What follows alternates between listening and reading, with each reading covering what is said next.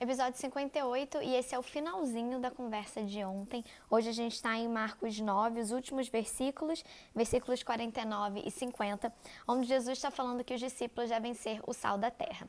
Esse mesmo trecho está também nos livros de Mateus, capítulo 5, e Lucas, capítulo 14, mas aqui em Marcos a gente tem duas frases que não tem nos outros textos. Os outros textos têm essa parte do meio. Bom é o sal, mas se o sal vier a tornar-se insípido, como lhe restaurar o sabor? Mas a primeira e a última frase são exclusivas do livro de Marcos, e o que será que ele está querendo dizer? A primeira frase é, porque cada um será salgado com fogo. Ontem a gente viu um pouquinho essa questão do fogo, do inferno, de consumir e tal. Mas tem mais alguns versos na Bíblia que falam sobre esse tema e que são bastante relevantes, principalmente para essa frase aqui.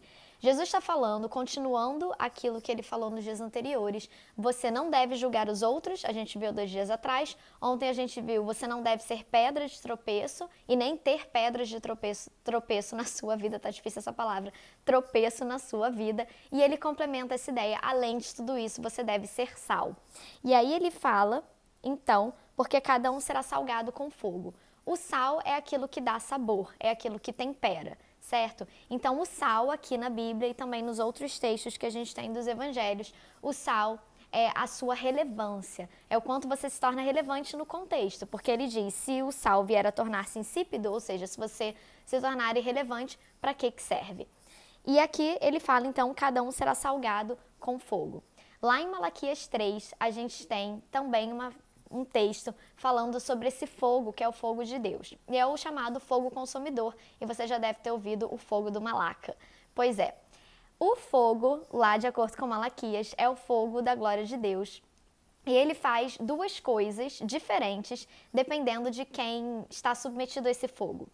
Ele purifica o justo e ele destrói o ímpio através do mesmo processo, que é a destruição do pecado. Então, como o pecado e Deus não podem conviver, toda vez que Deus se manifesta, ele destrói o pecado. Se você é ímpio, você está cheio de pecado, vai ser destruído junto com o pecado. Mas se você é justo, digamos que ninguém é perfeito, né? Então a gente sabe que todo mundo tem pecado, mas então esse fogo de Deus o purifica. E é isso que Jesus está falando aqui.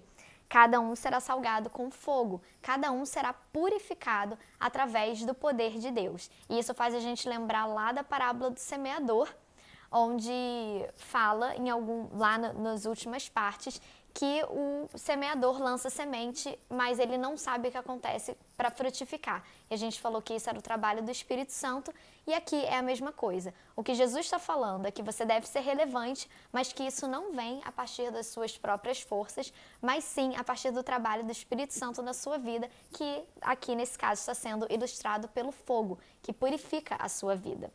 A última frase que a gente tem aqui, que não tem nos outros evangelhos, é tende sal em vós mesmos e paz uns com os outros.